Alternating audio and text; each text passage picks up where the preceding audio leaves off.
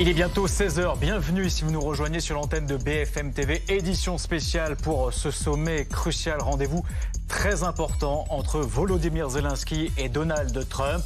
On vous rappelle bien sûr un peu le calendrier, les horaires. À partir de 19h, Volodymyr Zelensky sera reçu à la Maison-Blanche par Donald Trump. Ensuite, aux alentours de 21h, ce sont les alliés européens, ce que l'on appelle la coalition des volontaires, emmenée par Ursula von der Leyen, emmenée également par Emmanuel Macron, qui pourront accompagner Volodymyr Zelensky et s'entretenir également avec Donald Trump. Et avant cela, le président ukrainien a indiqué qu'il allait lui-même rencontrer ses alliés. Ça se passera très certainement, selon nos informations, à l'ambassade ukrainienne. Peut-être en l'absence d'Emmanuel Macron qui ne sera pas encore arrivé sur le sol américain. On va parler de tout ça dans un instant avec nos invités. Ils sont nombreux en plateau, nos experts, et également nos correspondants sur le terrain. Antoine Hollard, bien sûr, à Washington, ou encore Cyril Amorski du côté de Kiev. Et justement, on va retrouver tout de suite Antoine Hollard. Vous êtes notre correspondant à Washington avec ces déclarations américaines. Donald Trump notamment qui met la pression aujourd'hui sur les épaules de Volodymyr Zelensky à quelques heures de cette rencontre. Pour mettre fin à la guerre, dit-il, avec la Russie, l'Américain a posé deux conditions qui font le jeu du Kremlin. L'Ukraine qui doit laisser la Crimée aux Russes, renoncer également à son adhésion à l'OTAN. Antoine, c'est donc un sommet historique et historiquement peut-être tendu qui est attendu pour ce soir à la Maison-Blanche. Oui, exactement. Gros coup de pression de Donald Trump cette nuit avec ce message posté sur son réseau social. Il dit que Volodymyr Zelensky peut arrêter la guerre quasiment immédiatement ou qu'il peut choisir de continuer les combats. C'est vraiment une déclaration incroyable qui fait passer Volodymyr Zelensky pour l'agresseur, comme si la Russie n'était pas responsable de cette guerre. En fait, on comprend qu'il y a désormais un plan de paix qui est sur la table, plan de paix suggéré par la Russie et manifestement soutenu par Donald Trump. Ce plan prévoit notamment deux conditions que vous avez énoncées. D'abord la Crimée. Trump dit que l'Ukraine doit renoncer à la Crimée. La deuxième condition, c'est l'OTAN. Trump dit que Kiev ne pourra jamais adhérer à l'Alliance. Alors, on voit que depuis vendredi dernier, depuis qu'il a rencontré Vladimir Poutine, Trump est totalement aligné sur les positions de la Russie, ce qui fait craindre le pire aujourd'hui pour ce sommet. Volodymyr Zelensky va devoir faire preuve de beaucoup de doigté pour convaincre Donald Trump de le suivre et sans pour autant le braquer. Ce qui frappe aussi également, c'est le ton de Donald Trump. Dans ce message sur son réseau social, il y a beaucoup de majuscules, de mots écrits en lettres majuscules, de points d'exclamation, comme s'il donnait des ordres à Volodymyr Zelensky. Ça tranche vraiment avec le ton très amical qu'il a eu vendredi dernier avec le président russe. Zelensky qui est attendu tout à l'heure ici même derrière moi. Le bureau de Donald Trump se trouve de l'autre côté. On scrutera notamment la façon dont il est habillé. Vous vous souvenez qu'il y a 6 mois, le clash dans la Maison-Blanche, cette humiliation avait été déclenchée notamment par cette tenue vestimentaire, cet habit un peu militaire que Volodymyr Zelensky porte depuis le début de la guerre et qui avait été jugé irrespectueux par les proches de Donald Trump. Merci beaucoup Antoine Hollard, envoyé spécial de BFM TV en direct depuis Washington. On voulait également vous montrer ces images avant de faire un tour de table avec nos experts. C'est Volodymyr Zelensky, le président ukrainien, qui a pu rencontrer Keith Kellogg, qui est l'envoyé spécial des États-Unis pour l'Ukraine et la Russie. Voilà cette première rencontre, ces images que vous voyez sur BFM TV. Et à l'ambassade d'Ukraine, Volodymyr Zelensky attend les alliés, ses soutiens européens pour s'entretenir avec eux avant d'aller rencontrer donc Donald Trump, le président américain. On en parle tout au long de cette soirée, bien sûr. Masha Kondakova, réalisatrice ukrainienne du documentaire Inner Wars. Nous sommes avec vous depuis plusieurs jours maintenant, en attendant cette rencontre qui va enfin avoir lieu ce soir. Donc après ce premier round qui a eu lieu vendredi, cette bilatérale entre Trump et Poutine, et maintenant donc Trump qui rend l'appareil sur le papier en tout cas au président Zelensky, 6 mois après le camouflet, l'humiliation publique qu'il lui a fait subir dans le bureau ovale le 28 février. Aujourd'hui, le président ukrainien vient avec des cartes en main, ce qu'on lui avait reproché la dernière fois. Il revient renforcé par une délégation d'alliés européens. Est-ce que vous êtes optimiste sur ces discussions ? Il faut garder l'optimisme même dans la réalité sombre. Oui, je suis ravie que l'Ukraine est accompagnée aujourd'hui par les leaders forts qui se montrent de la coalition des volontaires qui se montrent unis. À mon avis, c'est très important de ne pas s'exprimer seulement par un ou deux pays. Après, de toute façon, la première rencontre, ça va se passer tête à tête avec. En tout cas, oui, on a dit qu'avec les journalistes aussi, mais ce sera seulement M. Zelensky et M. Trump. On attend beaucoup de ce rendez-vous. Vraiment, je dois vous dire qu'aujourd'hui, c'est le destin qui va s'écrire dans les heures qui viennent. Et bien sûr, c'est troublant. Je vois que dans les médias ukrainiens comme russes, il y a plein d'informations qui chacun essaie de viser dans l'autre camp, comme sur le terrain, mais aussi dans les médias, dans la presse. Il y a aussi cette nuit, vous savez très bien qu'il y avait les frappes de la part de Moscou à Kharkiv et à Zaporizhia. Il y a déjà annoncé 24 personnes victimes de cette frappe à Zaporizhia. Et il y a des gens morts aussi à Kharkiv, donc ça veut dire que Poutine continue à mettre la pression sur l'Ukraine au niveau de terror. Et je suis sincèrement désolée pour les morts, en condoléances de ces familles qui ont perdu leurs proches. Jacques Forêt, je me tourne vers vous. Bonjour, vous êtes ancien ambassadeur de France en Ukraine. On a vraiment l'impression là que Donald Trump a remis une pression supplémentaire sur les épaules de Zelensky. Vous l'interprétez de cette manière. Maintenant, la balle est dans son camp, il n'a plus le choix. Les historiens travailleront pour savoir ce qui a amené le président américain à adopter le récit russe comme il le fait, à renoncer à sa demande de cessez-le-feu pour courir à une demande russe de traité de paix, et probablement a-t-il déposé sur la table du salon dans lequel il recevra le président ukrainien un document, et je redoute qu'il n'accueille le président Zelensky en lui disant « c'est prêt, vous devez signer ». Ah, vous pensez ? Écoutez, le protocole Trump, la première rencontre entre Trump et le président Zelensky en février, c'était à propos d'un autre sujet, mais le projet d'accord sur les terres rares, qui était totalement inacceptable, mais il était sur la table et le président Zelensky l'a refusé, ce qui a amené Trump et son vice-président Vance à être absolument grossiers avec leurs visiteurs ukrainiens. Mais alors, qu'est-ce qu'il y aurait sur ce papier ? Parce que nous, ce que l'on sait, on ne sait pas vraiment tout, d'ailleurs, des échanges qu'il y a eu entre Zelensky et Trump, entre Poutine et Trump en Alaska ce vendredi. Qu'est-ce qu'il y aurait, ce papier ? Non à l'adhésion à l'OTAN et non à la Crimée, vous la laissez russe ? Premièrement, je ne sais pas plus que vous ce qu'il y a sur ce papier, mais on peut quand même, au vu des communications de la nuit dernière du président américain, de son émissaire Vitchkov et aussi de son secrétaire d'État Rubio, on peut s'imaginer qu'il y a effectivement la Crimée est russe et le restera. Vous n'entrerez pas dans l'OTAN, mais vous devez faire des concessions. Alors ça, c'est peut-être pas très précis, probablement sur Donbass, Lugansk et Donetsk, mais contre quoi ? C'est pas un traité de paix qu'on leur propose, c'est une capitulation sans condition. Contre quoi ? Contre la promesse de Poutine, mais on sait ce qu'elle vaut, c'est-à-dire rien du tout, de geler la ligne de front devant les oblasts de Zaporizhia et de Kherson, et contre la promesse, alors encore plus vague, répétée par Vitchkov, de peut-être 2 petits cadeaux de confettis par les Russes face à Soumy et face à Kharkiv. Et l'autre promesse, mais elle n'est pas précisée, et là je pense que le président ukrainien demandera à M. Trump des précisions très détaillées là-dessus, c'est cette idée nouvelle de possible garantie de sécurité américaine qui ne serait pas, comme pour reprendre leur communiqué, qui ne serait pas l'OTAN, mais qui rappellerait celle de l'OTAN. Ça veut dire quoi ? Si ça veut dire simplement vous n'entrez pas dans l'OTAN, vous ne pouvez pas avoir l'article 5, il faut relire l'article 5 de la Charte d'Atlantique Nord. C'est pas une riposte immédiate en cas d'attaque, c'est pas vrai. Il est dit que les alliés sont d'accord pour se consulter, pour savoir ce qu'ils feraient.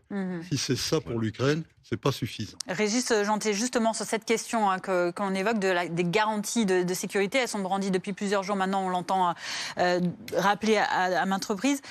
Qu'est-ce que ça veut dire concrètement quand justement, voilà, il y a celles qui existent dans le cadre de cet article 5 de l'OTAN, elles sont définies clairement. Là, on dit vous aurez un ersatz de ce qui ressemble à ce qui est dans l'OTAN, mais légalement, juridiquement, ça aurait quelle valeur ? C'est là qu'il pourrait y avoir un jeu de dupes éventuellement, parce que on voit bien que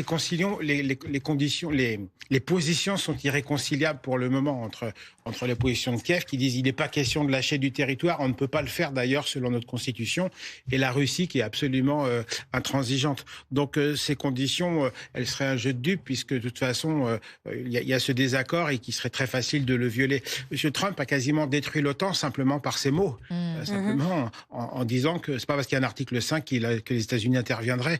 Donc là, les garanties sont très très faibles et il y a des doutes que l'Ukraine s'en satisferait. Et même s'il y en avait, comment savoir que si la Russie les respecterait en 1994, ça n'a pas été le cas. Il y a énormément d'inconnus sur ce qui va se passer ce soir, même si effectivement les propos de M. Trump dans la nuit ont permis de dissiper une partie des doutes. On voit finalement qu'il n'a quasiment pas varié depuis le 28 février dernier et qu'il demande en gros une capitulation.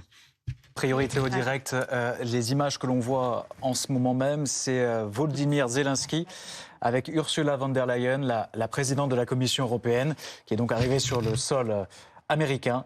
Et ils sont ensemble là devant l'ambassade ukrainienne aux États-Unis. À Washington. Donc il va y avoir cet entretien avec la présidente de la Commission européenne qui avait expliqué ces dernières heures et ces derniers jours que seule l'Ukraine pouvait décider de son destin et que rendre des territoires ukrainiens à la Russie n'était pas envisageable. Oui. On reconnaît également Keir Starmer sur ces images, le Premier ministre britannique, il me semble, qui est arrivé aussi en même temps qu'Ursula von der Leyen. Tout le monde vient de rentrer dans l'ambassade. Et donc, comme l'avait indiqué le président ukrainien, il y a cet échange entre lui et les alliés. On attend toujours Emmanuel Macron. Il pourrait peut-être être excusé parce qu'il arriverait un peu en retard, tout comme Friedrich Merz, le chancelier allemand. On va voir encore le président Zelensky qui accueille donc ses alliés qui arrivent au compte-gouttes. Donc cet après-midi, on le disait, le président français qui sera probablement en retard, peut-être également le chancelier allemand également. Mais bon, pour l'instant, c'est cette réunion donc en amont de la grosse réunion de ce soir. On vous rappelle 19h15 heure française, la réunion entre le président Trump et le président Zelensky, suivie 2 heures plus tard, à peu près aux alentours de 21h, par une réunion donc complète avec l'ensemble des alliés européens, plus la présidente de la Commission européenne, plus le chef de l'OTAN. Là, pour l'instant, donc c'est Volodymyr Zelensky qui continue d'accueillir donc ses alliés au fur et à mesure pour préparer exactement le président de la Finlande. Donc seul État balte qui sera représenté ici dans cette coalition des volontaires qui affrontera, on va le dire en tout cas, qui sera face à Donald Trump ce soir. Donald Trump qui s'est réjoui d'ailleurs sur les réseaux sociaux, sur Truth Social il y a peu de temps encore, d'être justement en face à face avec autant d'Européens. Il avait l'air de s'en satisfaire. En tout cas, c'est sa rhétorique sur son réseau social. On va prendre la direction de Kiev pour rejoindre Cyril Amourski. Alors que vous voyez encore toujours ces images en direct. Cyril Amourski qui est à Kiev, donc notre correspondant. Avec donc tout ce qui se prépare à quelques heures de cette rencontre. Cyril, quel est l'état d'esprit dans le pays, en Ukraine, face aux différentes déclarations américaines et donc à cette... on voit ce qui se met en place donc, pour pouvoir revenir peut-être sur les termes qui auraient été conclus vendredi en Alaska. Écoutez, les Ukrainiens sont très en colère, ils n'ont pas beaucoup d'espoir, mais d'un autre côté, ils ne sont pas vraiment surpris par les propos de Donald Trump, puisque cela fait déjà en réalité plusieurs mois qu'il semble s'aligner sur la position russe. Et les 2 derniers jours ont confirmé qu'il est complètement, à vrai dire, sur les exigences de Vladimir Poutine, que ce soit au niveau de la Crimée, que ce soit au niveau de la région de Donetsk et de la région de Louhansk, que ce soit même sur des demandes maximalistes de la Russie qui datent du 24 février 2022, à savoir l'adoption du russe comme 2e langue officielle ou bien le rétablissement de l'église orthodoxe du patriarcat de Moscou. Évidemment, tout cela n'inspire absolument pas confiance les Ukrainiens. Il y a un petit espoir que, néanmoins, étant donné que le président ukrainien est accompagné cette fois-ci de dirigeants européens qui vont ensemble pouvoir convaincre Donald Trump du fait que les exigences faites et émises par la Russie sont absolument inacceptables et sont des lignes rouges pour l'Ukraine. Mais mis à part cela, les Ukrainiens restent une fois de plus très sceptiques et ne comprennent pas pourquoi c'est l'agresseur qui devrait pouvoir dicter ces termes, alors que les États-Unis sont censés être un allié de l'Ukraine et que c'est donc l'Ukraine qui subit cette guerre, qui subit des frappes régulières. Vous avez parlé de Kharkiv, vous avez parlé de Zaporizhia. La guerre ici, elle continue et donc les Ukrainiens ne comprennent pas pourquoi les États-Unis décident de mettre la pression sur l'Ukraine et non pas sur la Russie. Merci beaucoup Cyril Armorsky en direct depuis Kiev en Ukraine. Alors qu'on voit ces images en direct sur l'antenne de BFM TV, ce sont les alliés européens qui continuent d'arriver en ce moment même à l'ambassade ukrainienne. On a vu il y a quelques minutes Ursula von der Leyen qui est l'une des premières à s'être présentée, la présidente de la Commission européenne, également le président finlandais Alexander Stubb qui s'est présenté. On attend peut-être Emmanuel Macron, ce n'est pas certain vu l'horaire de son avion pour qu'il se pose à temps et qu'il puisse rencontrer Volodymyr Zelensky avant que le président ukrainien ne prenne la direction de la Maison-Blanche. On souhaitait refaire un petit tour de plateau avec vous. On va retrouver également Maëva Lamy dans quelques instants pour parler de l'importance des relations économiques qu'il existe entre la Russie et les États-Unis. Avant cela, Monsieur Faure, je me tourne de nouveau vers vous. Rapidement, est-ce que les Européens ont du poids lorsqu'ils arrivent unis là? Est-ce qu'on est plus dans la forme que dans le fond? Non, les Européens ont du poids. Alors on peut toujours gloser sur l'ampleur de ce poids, mais il faut souligner deux choses. Deux choses positives. Premièrement, l'unité européenne, elle a tardé à se manifester, mais là, elle est en action. Et deuxièmement, oui, ils ont du poids parce que ça plaise ou non à M. Trump et à d'autres, le principal marché commercial pour l'industrie et le commerce des États-Unis, c'est celui de l'Union européenne. Alors, on n'est pas en position de très grande force parce que la présidente de la Commission sur le terrain de golf de M. Trump en Écosse s'est un peu montrée faible et on a obtenu, nous, Union européenne, de moins bonnes conditions commerciales que le Royaume-Uni, qui a eu 10% de taxes, et nous, on est à 15%. Mais il n'empêche que l'ampleur du marché européen pour les États-Unis est très important. Et si on décidait de ne pas l'ouvrir complètement, il y aurait beaucoup d'industriels américains qui trouveraient ça tout à fait défavorable à leurs intérêts. Le président américain ne peut pas ne pas en tenir compte. On continue d'analyser ces images en direct avant de rejoindre Maëva Lamy. Regardez ces images tout de suite de l'avion britannique qui s'est posé donc, sur le sol américain. Donc le Premier ministre Starmer qui devrait sortir d'ici quelques instants. On devrait le voir sur cette passerelle donc, pour ensuite se diriger vers l'image que l'on voit à gauche, l'ambassade d'Ukraine aux États-Unis, donc à Washington, où, on l'a vu tout à l'heure, le président Zelensky est en train d'accueillir ses alliés qui vont lui prêter main forte ce soir face à Donald Trump pour essayer de décider d'eux-mêmes de l'avenir et de l'Ukraine et de la Russie, avec plusieurs points de désaccord flagrants. Ils ont été notifiés de part et d'autre. C'est le sort des territoires, lesquels céder ou pas. Il y a cette question de l'adhésion ou pas, selon le camp dans lequel on se place, à l'OTAN pour l'Ukraine. Il y a également ces questions de garantie de sécurité. Regardez la porte de l'avion britannique qui est en train de s'ouvrir à l'instant. Et donc, Keir Starmer qui devrait passer une tête d'ici quelques instants avant donc de sortir et de rejoindre l'ambassade ukrainienne. On va quand même rejoindre Maëva Lamy, le temps de voir ce qui se passe sur place à Washington. Maëva Lamy, pour revenir justement sur ce point que j'évoquais, des garanties de sécurité, en échange d'un renoncement à une partie du territoire. C'est l'une des options qui a été évoquée par Donald Trump, par Vladimir Poutine également. Cet article 5, notamment, du traité de l'OTAN qui est au cœur, mais sans adhésion à l'OTAN. Qu'est-ce que ça veut dire? Alors, on va essayer de bien comprendre. D'abord, on va revenir à ce que dit l'article 5 du traité de l'Atlantique Nord. C'est en fait un peu la clé de voûte de la défense collective des alliés. Voilà ce qu'il stipule. Une attaque armée contre l'un des États sera considérée comme une attaque contre tous. Alors, en gros, c'est un principe de défense mutuelle. Ça veut dire que si un pays membre est attaqué, eh bien, les autres peuvent se porter à son secours. Ce serait donc pour l'Ukraine, ce qui est dans les discussions, une chose un petit peu similaire, mais mais sans adhésion donc à l'OTAN. Alors quelle forme ça pourrait prendre? Il y a bien sûr la coalition des volontaires dont on a beaucoup parlé, cette idée franco-britannique avec seulement les États désireux d'aider l'Ukraine. Et puis également, ça pourrait prendre aussi la forme de traités de sécurité bilatéraux avec les États-Unis ou avec d'autres pays européens.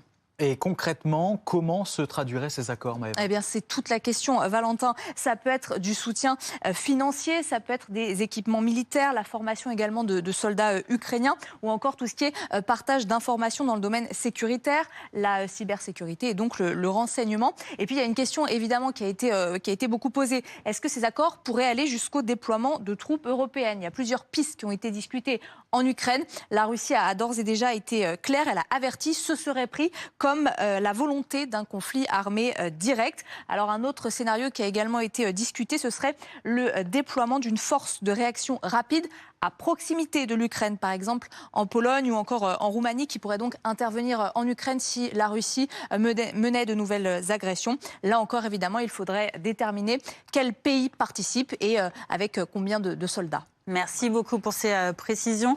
Maëva Lamy, donc sur ces garanties de sécurité qui sont également discutées donc ce soir avec Donald Trump, alors qu'on attend toujours la sortie de Keir Starmer de cet avion donc, qui vient d'arriver à Washington. Oleg Kopstev, on l'évoquait, il y a ces différentes options sur la table donc pour pallier cet article 5 de l'OTAN qu'on n'accorderait pas vraiment. Est-ce que ça, c'est vraiment de nature à rassurer l'Ukraine et l'Europe qui se déplacent à Washington ? Je pense que ça rassurerait beaucoup plus Poutine. Et c'est pour ça qu'il l'a évoqué. D'ailleurs, les sources russes, les médias russes ou même les sources officielles russes l'ont mentionné, que ce serait une option. C'est, je dirais, ce qui est plutôt inquiétant pour l'Ukraine.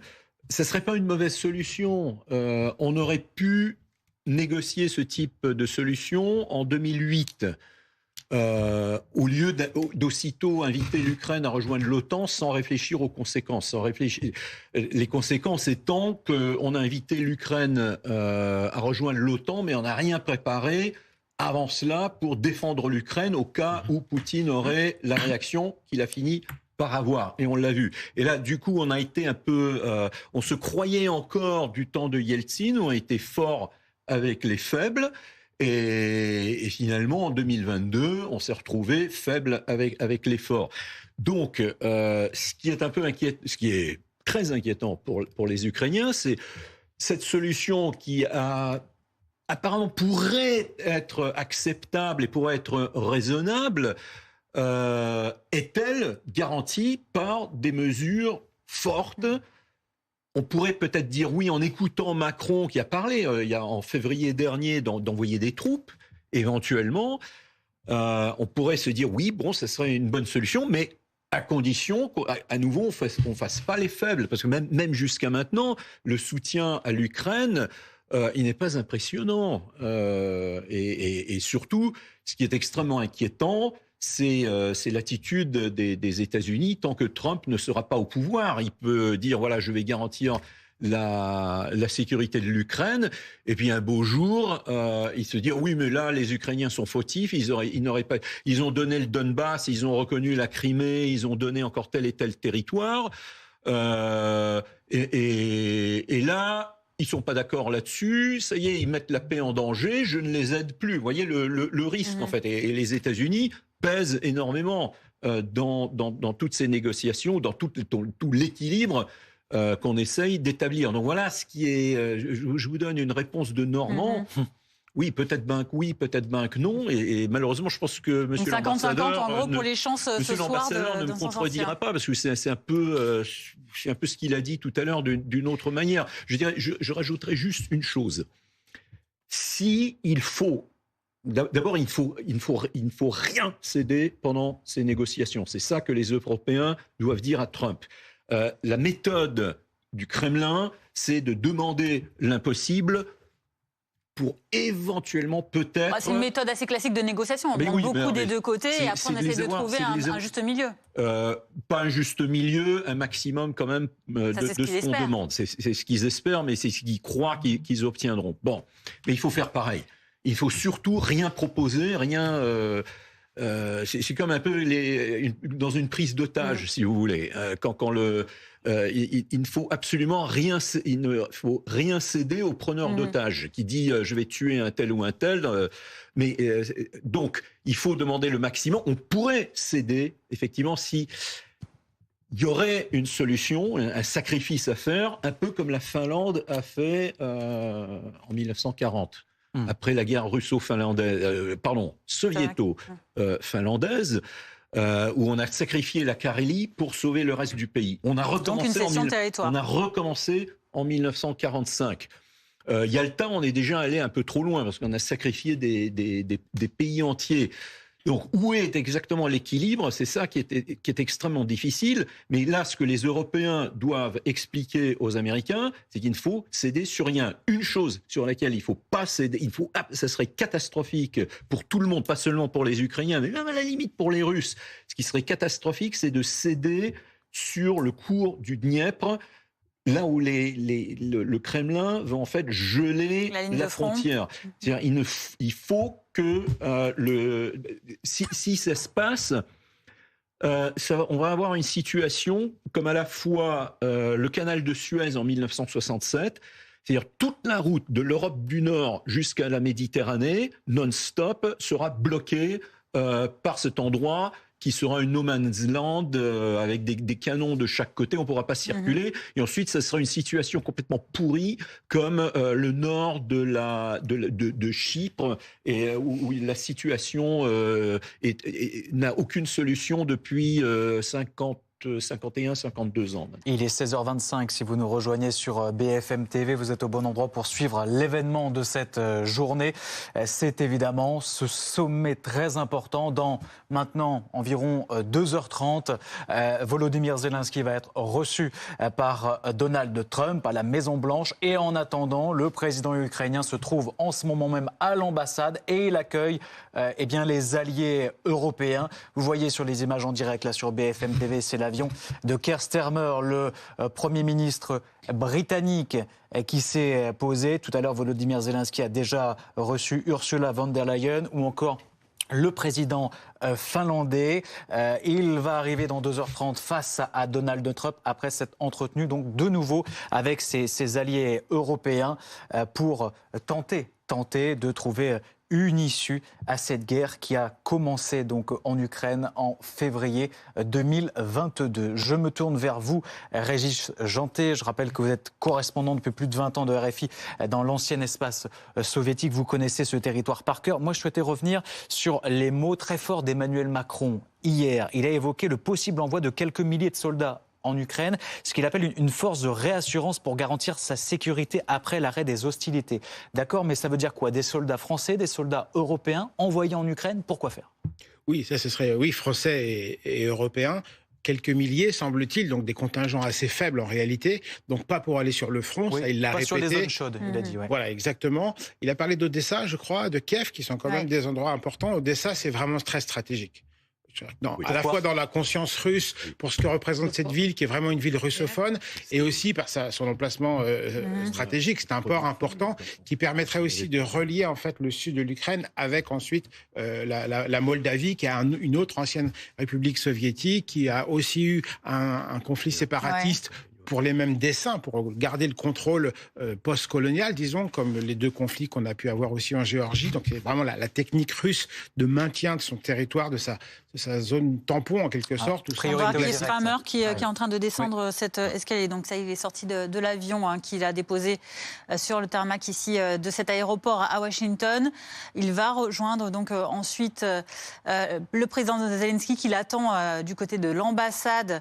Je ne sais pas si on a encore les images, l'ambassade où il y a évidemment un dispositif de sécurité très important à l'heure actuelle, l'ambassade d'Ukraine à Washington, qui donc va l'accueillir dans un instant. Voilà le Premier ministre britannique qui rentre dans son véhicule blindé pour rejoindre donc le reste des alliés européens de cette coalition des volontaires, mais aussi la présidente de la Commission européenne, Ursula von der Leyen, qui est déjà arrivée, elle aussi, à l'ambassade, qui attendent donc de se rencontrer pour une réunion préalable à cette rencontre. Donc, on le disait, en 2 temps qui aura lieu ce soir. Tout d'abord à 19h15, donc heure française, uniquement entre les présidents américains et et ukrainiens, et ensuite qui seront rejoints donc aux alentours de 21h heure française par donc tous ces membres de cette coalition qui vient prêter main forte et qui vient soutenir donc des propositions pour une paix et en Ukraine et en Europe. C'est important de rappeler que ça ne concerne pas que l'Ukraine, ce qui va se jouer ce soir. On attend donc, voilà, on voit ces véhicules qui vont bientôt prendre la route de cette Ukraine. Est-ce que, Jacques Faure, l'intérêt de chacun de ces personnages qui seront présents ce soir, on a compris que chacun a un peu une carte à jouer dans ce jeu qui va être présenté à Donald Trump. Par exemple, il y a des pays qui ont la force nucléaire, il y a des pays qui sont plus ou moins riches, ou il y a des pays qui ont une armée suffisamment importante, il y a un pays balte. Chacun va un peu avoir sa carte à jouer. Pour ce qui concerne Keir Starmer, par exemple, quel serait l'atout qu'il pourrait mettre en avant ce soir face au président américain ? Ça, je ne sais pas, je ne suis pas dans la tête du Premier ministre. Non, mais stratégiquement, quelle est la stratégie européenne de partir aussi nombreux et avec autant de profils ? Ce que je crois important côté européen, et pas seulement Union européenne, mais aussi Royaume-Uni. C'est pour ça que je pose la question sur Keir Starmer. C'est de bien expliquer au président Trump que, premièrement, rien de ce qui concerne non seulement les frontières, mais la sécurité de l'Ukraine ne doit être négocié par qui que ce soit d'autre que les seuls Ukrainiens.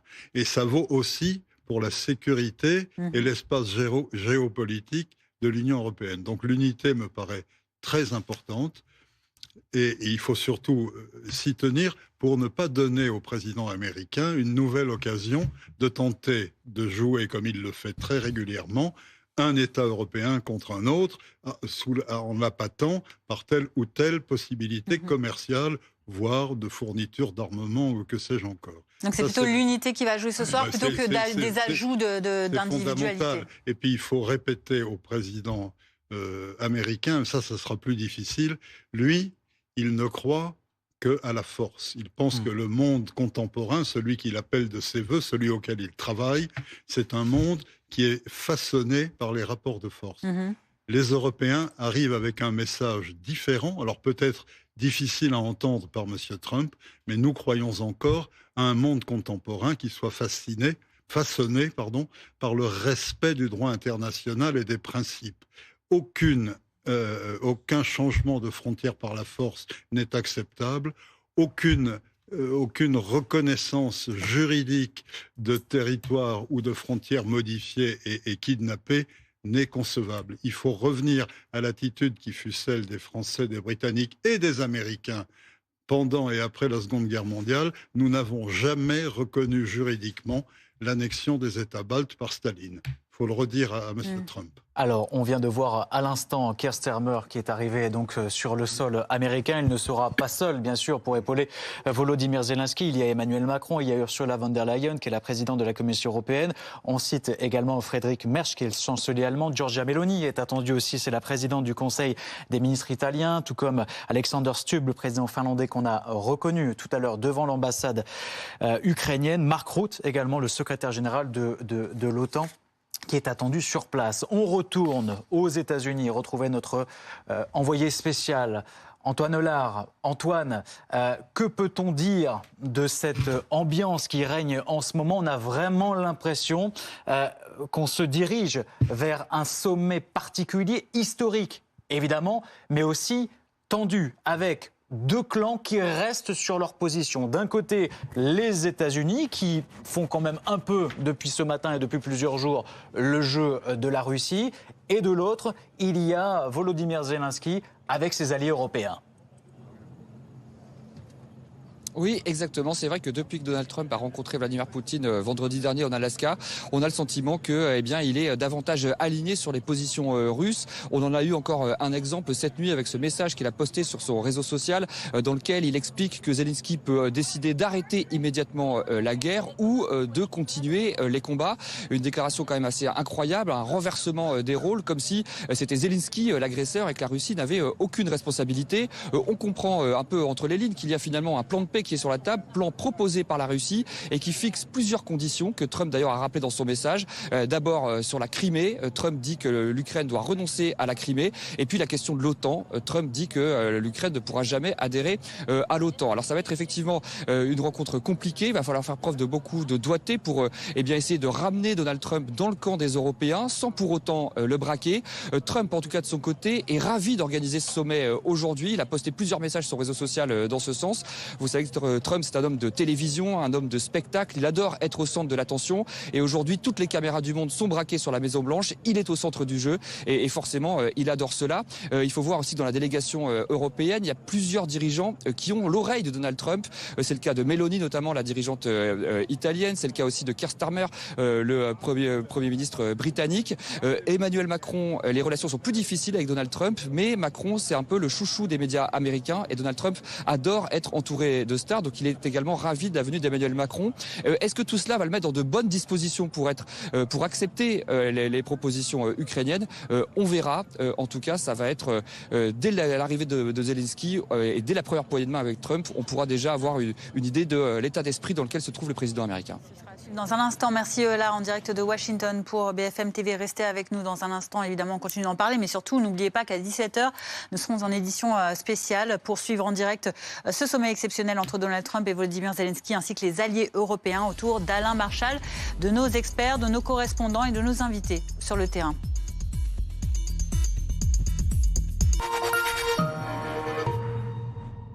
Ce n'est pas parce qu'avec Allianz, il a une bonne assurance scolaire que le père de Louise l'a envoyé en sortie au musée.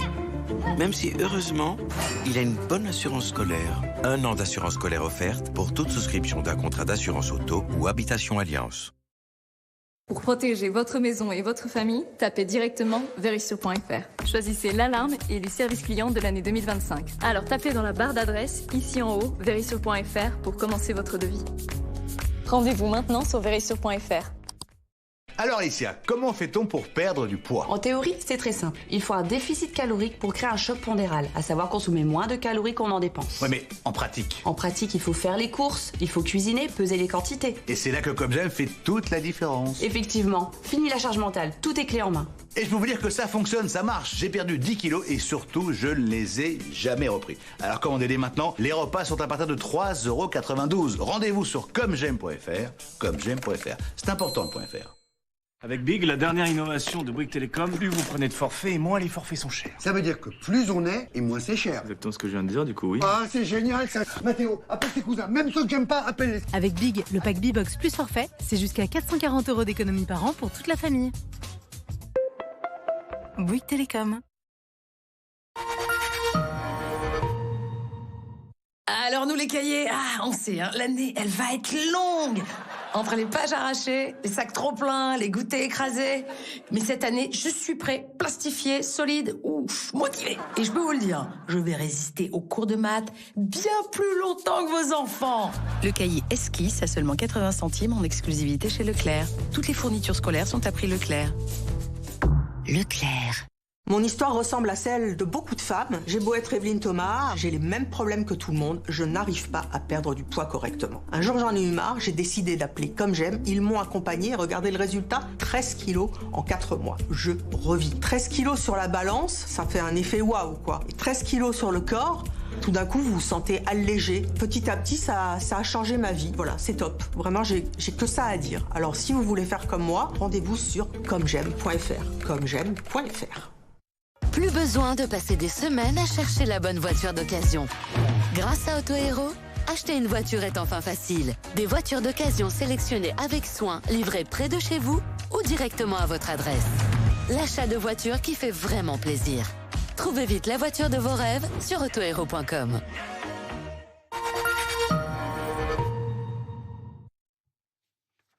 De retour sur BFM TV en direct, regardez ces images, c'est l'événement de la journée. Volodymyr Zelensky qui est arrivé, lui, déjà depuis plusieurs heures dans la nuit sur le sol américain avant d'être reçu aux alentours de 19h par Donald Trump. Et en attendant, il accueille un à un les alliés européens, c'est ce qu'on appelle la coalition des volontaires. Et parmi ces volontaires, il y a bien sûr Ursula von der Leyen, qui est la présidente de la Commission européenne, qui a été reçue tout à l'heure à l'ambassade ukrainienne par Volodymyr Zelensky. Alexander Stubb, également le président finlandais. Et il y a quelques minutes, vous l'avez aussi vécu en direct sur l'antenne de BFM TV, c'est Keir Starmer, le Premier ministre britannique, qui a foulé le sol américain. Il va aller rencontrer Volodymyr Zelensky. Les alliés vont s'entretenir ensemble pendant plusieurs minutes et ensuite Volodymyr Zelensky prendra la direction de la Maison-Blanche aux alentours de 21h. Eh bien, ce sont les alliés plus le président ukrainien qui seront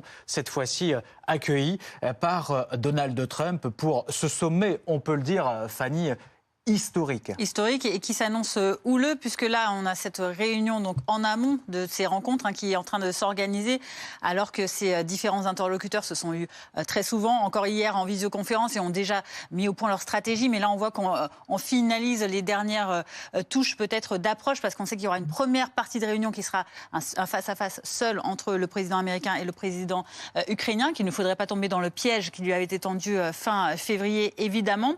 Et surtout il y a ces points qui vont être difficilement conciliables, sur lesquels il faudra argumenter ce soir. On rappelle que le président américain a rappelé en substance sur son réseau social aujourd'hui les points sur lesquels lui, en tout cas, il ne céderait pas. Pour lui, il n'est pas question pour l'Ukraine de récupérer la Crimée, pas question non plus pour l'Ukraine d'entrer dans l'OTAN. Cyril Amourski, vous êtes notre correspondant BFM TV en Ukraine. Face à ces lignes rouges rappelées par le camp Trump, qui a été probablement convaincu par ces discussions de 3 heures vendredi dernier en Alaska avec le président Vladimir Poutine, il y a ces Ukrainiens qui se retrouvent donc face à ça et qui espèrent probablement beaucoup de cette rencontre ce soir avec l'union de l'Europe derrière le président Volodymyr Zelensky. Cyril Amourski, comment est-ce qu'on accueille ces premières déclarations américaines un peu hostiles ? Bien écoutez, il y a énormément de scepticisme par rapport à cette rencontre entre le président ukrainien, les dirigeants européens et Donald Trump, tout simplement parce qu'on a vu les déclarations récentes du président américain, que ce soit lors de sa rencontre avec Vladimir Poutine en Alaska, que ce soit ses déclarations sur son réseau social fétiche Truth Social ce matin, que ce soit les déclarations de Steve Witkoff par rapport au fait que l'Ukraine doit céder des terres. En réalité, ici, on a l'impression que le président américain reprend entièrement les thèses de la Russie, reprend les exigences maximalistes de la Russie qui existent en réalité depuis le 24 février 2022, à savoir le fait que l'Ukraine n'a pas le droit de rentrer dans l'OTAN, le fait que l'Ukraine devrait adopter le russe comme deuxième langue officielle, le fait que l'Ukraine doit abandonner sa souveraineté territoriale. Et ça, évidemment, ce sont surtout des lignes rouges ukrainiennes. Et d'ailleurs, ce sont des lignes rouges également pour l'Europe. L'Europe qui, hier, à travers plusieurs représentants, que ce soit à travers Madame von der Leyen, à travers le président français, qui ont annoncé que c'est à l'Ukraine de décider de la fin de la guerre, que l'Ukraine ne peut pas céder des territoires et que cela créerait en réalité un précédent extrêmement conséquent, non pas seulement pour l'Ukraine, mais pour l'Europe. Donc évidemment, ici, pour les Ukrainiens, c'est quelque chose de complètement inacceptable, inenvisageable, et les Ukrainiens ne comprennent pas pourquoi c'est sur l'Ukraine que la pression est exercée et non pas sur l'agresseur, la Russie.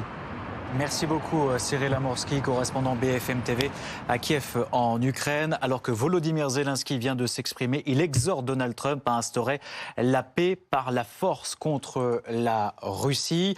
Je me tourne vers vous, Masha Kondakova. On sent là vraiment qu'il y a deux visions qui sont véritablement en train de s'opposer. Tout le monde qui reste sur ses positions. Ce matin, Trump parlait de la Crimée, déjà annexée par la Russie depuis 2014. Mais on le sait, la vraie question, c'est entre autres le Donbass avec les secteurs de Donetsk et Lugansk. Est-ce que Zelensky pourrait lâcher du lest sur ces territoires? Ça semble complètement impossible pour lui, pour les Européens et pour la population ukrainienne. Très bonne question. Et j'avoue que monsieur le président Zelensky de l'Ukraine aujourd'hui est dans la situation très, très, très, très difficile.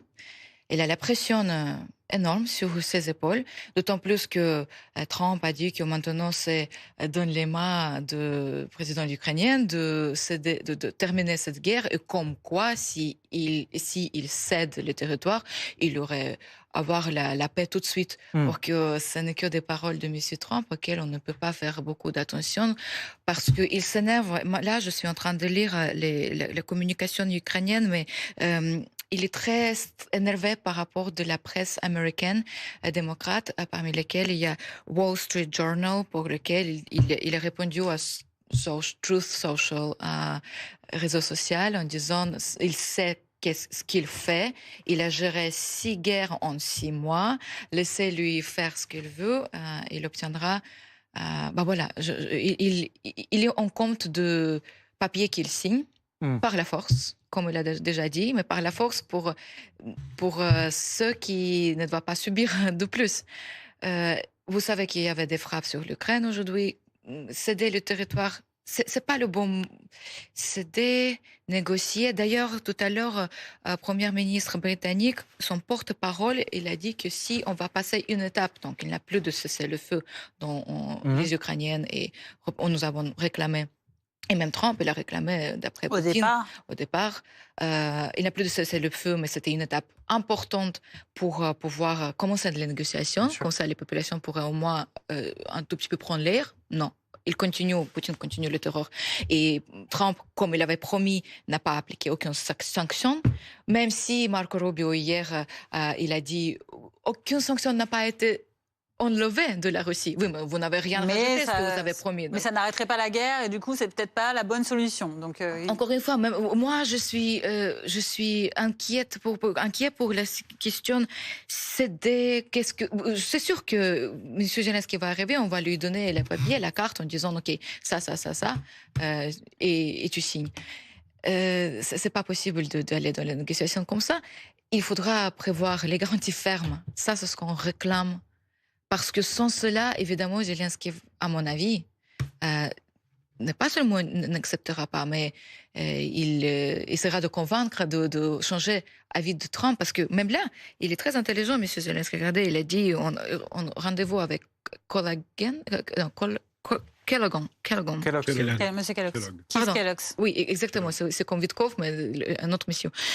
Il a dit que M. Trump, il a beaucoup de pouvoir. Donc, il peut l'utiliser pour terminer cette guerre. Donc, il joue maintenant avec les mêmes paroles pour... Mais encore une fois, combien de paroles il faut prononcer? Comment il faut flatter à ce monsieur Trump pour qu'il ouvre les yeux sur la situation et comprenne qu'il y a l'agresseur qui doit être puni. Et il y a les victimes qui résistaient pendant ces années, qui doivent au moins reprendre le souffle et la justice. J'aimerais également vous entendre, Jacques Faure, sur ces propos tenus par Donald Trump, toujours sur son réseau social Truth Social, un peu plus tard. Aujourd'hui, il a déclaré que c'était un grand jour pour l'Ukraine, notamment, et qu'il était ravi d'accueillir une délégation aussi importante que celle qui allait se présenter à lui ce soir. On imagine évidemment que c'est de la communication à la Trump. Il veut montrer qu'il est en confiance pour cette rencontre. Est-ce qu'il a des raisons tout de même de craindre ce qu'il attend ce soir, parce que lui, il a peut-être préparé son papier sur la table, mais rien n'oblige le président ukrainien, rien n'oblige l'Europe à le signer. Premièrement, dès que M. Trump parle de soi, c'est évidemment très bien, il est le meilleur président de toute l'histoire des États-Unis, aucun de ses prédécesseurs n'a jamais fait aussi bien que lui sur tous les dossiers. Bon, alors, il faut prendre ça pour même pas de la communication, c'est franchement du blabla, hein. J'allais citer Dalida, paroles et paroles et paroles. Bon. Non, tant que les positions seront un président américain qui exige de la victime ukrainienne qu'elle fasse des concessions, lesquelles concessions auraient une signification catastrophique pour la défense de l'Ukraine et le combat de ses forces armées, contre quoi? Contre des promesses de Poutine, dont on sait qu'elles ne valent rien, et contre des promesses du président américain dont on n'a même pas eu le début du commencement d'une définition. Alors, c'est pas possible, là. C'est pas comme ça qu'on doit régler un conflit. Par contre, si le président américain peut se montrer un petit peu plus précis sur les garanties de sécurité qu'il pourrait offrir à l'Ukraine, sans trop insister sur les concessions, là, il y a peut-être un début de négociation, parce que les pauvres Ukrainiens, ils sont obligés d'être réalistes. Je déteste ce terme réalisme, qu'on entend trop en Europe comme couverture de la recommandation de tout abandonner par l'Ukraine. C'est pas vrai. Il faut se souvenir en France que le 17 juin 40, Philippe Pétain a fait un discours appelant au réalisme de la population française dont les armées avaient été défaites. Tous les Français l'ont entendu. Le 18 juin 40, il y a eu une voix du général depuis Londres qui a appelé à dire non. Il faut dire non à M. Trump sur les concessions unilatérales et qui ne sont pas couvertes par des engagements précis. Alexis Cuvillier nous a rejoint en plateau, chef adjoint du service politique de BFM TV. Alexis, on a vu Keir Starmer qui est arrivé il y a quelques minutes. Emmanuel Macron n'a pas encore foulé, lui, le sol américain. Il arrive dans quel état d'esprit, le président français ? Son arrivée est imminente, semble-t-il, l'atterrissage de son avion. Le président de la République qui se rendra ensuite, de ce que l'on comprend du programme officiel transmis par les Américains, du côté de la Maison-Blanche pour cet accueil des dirigeants européens qui est prévu vers 18h en heure française. Et puis ensuite, il y aura un temps, visiblement, où les dirigeants européens pourront se retrouver avant de rencontrer Donald Trump. Pour rebondir sur ce qui vient d'être dit, Emmanuel Macron, il a le sujet des garanties de sécurité vraiment dans la focale. C'est le sujet principal sur lequel il a alerté hier lorsqu'il s'est exprimé depuis Bormes-les-Mimosas, depuis le fort de Brégançon, après cette réunion de la coalition des volontaires. Il souhaite revenir en France, le président de la République, en ayant compris ce que les Américains peuvent mettre sur la table sur ce sujet des garanties de sécurité, qui est peut-être le sujet sur lequel les attentes sont ce soir les plus fortes. Bien sûr, Emmanuel Macron redira la même position que celle qui a été affichée en milieu de semaine dernière, partagée par les Européens, sur le fait que les questions de concession territoriale ne peuvent se discuter qu'avec Volodymyr Zelensky. Là-dessus, ce n'est pas une surprise. Et puis, dans le discours d'Emmanuel Macron, on peut aussi voir une évolution. En milieu de semaine dernière, il y a une forme... optimisme, le mot est un peu fort, mais tout de même, une espèce d'optimisme un peu mesuré, en voyant que Donald Trump semble avoir été à l'écoute des Européens. Hier, on n'est plus vraiment dans cette tonalité-là. Il y a davantage de gravité. Il y a surtout de l'inquiétude sur la posture de Vladimir Poutine, avec cette phrase qu'a prononcée Emmanuel Macron hier au fort de Brégançon. Est-ce que je pense que le président Poutine veut la paix ? Si vous voulez mon intime conviction, non. Je cite le chef de l'État. Vladimir Poutine veut la capitulation de l'Ukraine. C'est ça qu'il a proposé. C'est en tout cas l'analyse qu'Emmanuel Macron a fait de ce qui s'est passé en Alaska. Régis Janté, c'est ça qui se joue ce soir, c'est d'épargner à l'Ukraine cette capitulation qui est déjà quasiment présignée. Oui, c'est ça, effectivement. Et ce qui semble important, peut-être, dans la rencontre en Alaska, c'est effectivement, comme vous le soulignez, finalement, et comme le souligne le président Macron, c'est quand même que pour la première fois, peut-être, M. Trump a ramené quand même la question des garanties de sécurité sur la table. Et c'est pour ça qu'il n'y a pas eu d'accord, d'ailleurs, en Alaska. Et pour la première fois, Poutine a lui-même parlé de ces garanties de sécurité. Est-ce que c'est du bluff total pour mieux faire passer la capitulation ou est-ce que Trump espère, peut-être naïvement, mais pouvoir imposer ça à M. Poutine? Pour moi, c'est la question qu'il va y avoir ce soir. Et ça, c'est véritablement important parce que si Trump a un peu de sincérité en se disant « je donne du territoire à M. Poutine » et puis ensuite on scelle les choses en quelque sorte avec des garanties de sécurité, ce qui paraît très naïf pour les raisons qu'on a évoquées tout à l'heure. Historique. Et puis surtout parce que c'est pas une question de territoire pour M. Poutine, c'est pas contrôler le Donbass dans son entier, c'est-à-dire quelque chose comme 20 ou 25% du territoire ukrainien qui lui importe. Il veut contrôler toute l'Ukraine. Il veut avoir, comme ça avait été déclaré d'emblée le 24 février 2022, il veut un gouvernement fantoche, il veut une Ukraine désarmée, sans armée. Donc là, c'est exactement l'opposé. Donc là, on sent qu'il y a des positions qui sont irréconciliables pour l'heure. Et effectivement, ce que M. Zelensky souligne avec habileté, c'est aussi cette question-là, c'est qu'il dit, mais comment dire, la paix par la force, c'est le slogan de M. Trump, d'ailleurs, pour sa politique étrangère pendant la campagne. Et la force, il l'a, mais il l'utilise pas. Et ça reste un grand mystère. Et ça fait penser qu'on va plutôt vers du bluff que plutôt vers une réelle défense des intérêts ukrainiens et de ses garanties de sécurité. Il y aura le moment de vérité ce soir, à mon avis. Est-ce que vraiment les États-Unis, avec la gouvernance de Trump, sera alliés véritablement avec l'Europe ou pas? Ça, ce sera ce soir, à mon avis. Et deuxième chose, vous avez soulevé une autre question que j'ai dans la tête. Même si, par exemple, on saute, c'est le feu étape, on arrive tout de suite à un accord de paix. Où sont les garanties que Poutine n'essayera pas de déstabiliser l'Ukraine à l'intérieur après la paix? Parce qu'il y aura le retour des militaires de la ligne de front à la vie de la société normale. Il y aura plein de questions qu'on doit gérer après la guerre, justement aussi le pouvoir et d'autres. Où sont les garanties qu'on pourra stopper l'ingérence russe qui sera absolument, je vous assure, en 1100%, essayer de déstabiliser l'Ukraine de l'intérieur? Oleg Kopsev. Ou même sans déstabiliser. Regardez ce qui a été fait en Biélorussie sans que personne ne dise rien. D'ailleurs, il y a une élection présidentielle, il y a une majorité confortable pour la candidate à la présidentielle qui gagne l'élection. Et puis, non, on manipule la Biélorussie par l'intérieur sans tirer un coup de feu. Et c'est Loukachenko qui se retrouve à nouveau dictateur. Mais est-ce que la chance de l'Ukraine, là, par rapport justement à ce que vous décrivez de la Biélorussie, c'est pas justement d'être accompagné de l'Europe?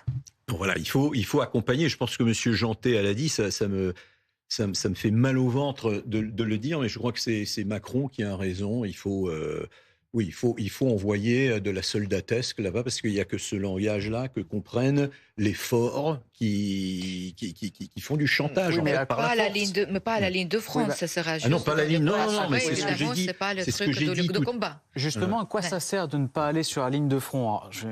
Est-ce qu'on ne serait pas sur un en même temps militaire? On envoie des soldats, mais pas pour combattre. Pour qu'ils ne frappent pas à l'intérieur. Parce que s'il va blesser quelqu'un de l'Europe, ok, bonne chance. On sait ce qui va se passer. À quoi ça servirait, Oleg? Parce que voilà, c'est ça. Effectivement, on comprendrait que un soldat français qui serait atteint par une balle russe, là on sait les conséquences. La France étant un membre de l'OTAN ou pas, peu importe. Là, c'est un casus belli. Alors effectivement, si on met des soldats français le long de la ligne, de front, là, on court des risques énormes. Le risque augmente énormément. Alors, c'est déjà un premier pas, ne serait-ce que pour montrer la volonté afficher le soutien. Parce que si on envoie des troupes pour protéger Kiev, on aurait dû le faire. Ce qui est d'énervant, c'est qu'on aurait dû le faire dès le début. C'est ce qu'on aurait dû faire. Au moins aurait dû avoir. Le ciel. La no-fly zone aurait dû être faite immédiatement. Il y avait des risques, oui, mais finalement, on a vu qu'en Syrie, par exemple, finalement... On vous interrompt un petit moment, juste pour commenter ces images toujours en direct que nous continuons de suivre. Et cette fois-ci, donc on le voit, après sa descente tout à l'heure de son avion, le Premier ministre britannique est donc en train d'arriver devant cette ambassade ukrainienne à Washington pour rejoindre le reste de ces membres de la coalition des volontaires qui vont se présenter aux côtés de Volodymyr Zelensky ce soir en face de Donald Trump. Sont déjà arrivés, alors on a vu... Ursula von der Leyen, on a vu également le président finlandais Stubb.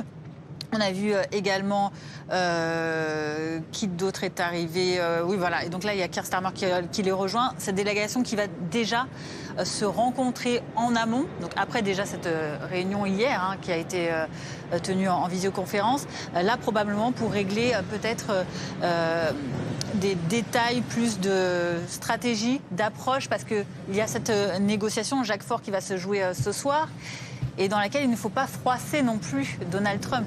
Il faut agir habilement. Et donc, il y a déjà un tête-à-tête entre Trump et Zelensky qui va être une première étape cruciale. Probablement, le président américain va reproduire sa façon de voir le protocole, qui n'est pas encore une fois le protocole officiel américain, mais qui est le protocole de Donald Trump. C'est-à-dire exagération, honteuse exagération d'un côté, et grossièreté absolument insupportable de l'autre. Là, je crains que les portes fermées, le président ukrainien ne passe un mauvais moment, mais il saura résister. Non, sur tout ce qui vient d'être dit, les garanties de sécurité, il est vrai que les États-Unis d'Amérique auraient pu et dû depuis longtemps aider l'Ukraine à avoir une couverture aérienne solide. Il y a dans les déserts américains des centaines d'avions de chasse assez modernes qui ne font rien que ramasser la poussière et le sable. Ils auraient dû être non seulement mis à disposition des forces aériennes ukrainiennes, leurs pilotes entraînés, et ça aiderait quand même l'armée ukrainienne à ne pas combattre constamment avec les mains attachées dans le dos et sans aucune protection. Merci Jacques Merci Faure, à tous. à vous d'avoir été nos invités. Voyez encore ces images en direct. Vous restez bien sur BFM TV. Édition spéciale autour d'Anna Marshall dans quelques instants. Avant cela, on retourne sur le terrain pour retrouver Cyril Amourski. Cyril, vous êtes à Kiev en Ukraine. Les Ukrainiens qui attendent beaucoup de ce rendez-vous de ce soir et un rendez-vous qui s'annonce difficile compte tenu des ultimatums lancés à Zelensky par Trump ce matin. Merci beaucoup. Oui, tout à fait. Les Ukrainiens n'ont pas énormément d'espoir ici. Ils sont assez sceptiques. Ils ont vu les déclarations, que ce soit de Steve Witkoff, l'émissaire spécial américain de Donald Trump en Russie, ou bien les déclarations de Donald Trump lui-même.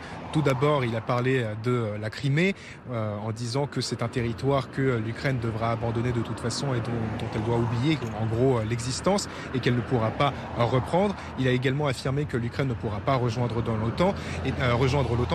Et ici, l'impression que ont les Ukrainiens, c'est que le président américain, tout simplement, est entièrement calqué sur la position de la Russie, c'est-à-dire sur les demandes maximalistes de Vladimir Poutine qui datent du 24 février 2022, que ce soit en termes de territoire, parce qu'on a parlé de la Crimée, mais il y a également les deux régions du Donbass, la région de Donetsk et la région de Louhansk. Il y a également des questions de politique intérieure, comme par exemple le fait d'imposer à l'Ukraine une deuxième langue officielle, le russe, le fait de rétablir l'église orthodoxe russe en Ukraine. Ce sont des sujets qui sont évidemment des lignes rouges absolues pour l'Ukraine. Et ici, la guerre continue.